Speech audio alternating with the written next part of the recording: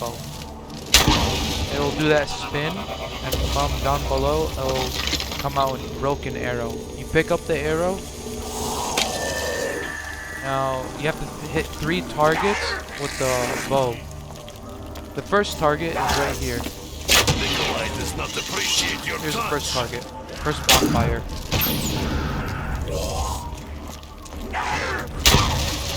Second bonfire is right here.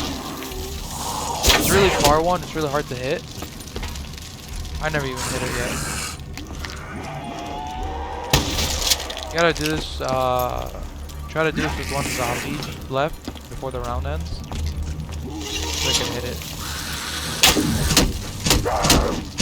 Hit it. There you go. Another spot you could do is right here near the stairs.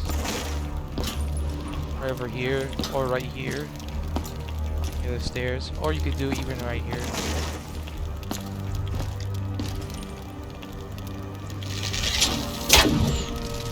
You only need to hit it once. Once you hit those 2 bonfires, it's time to go to the teleporter and teleport.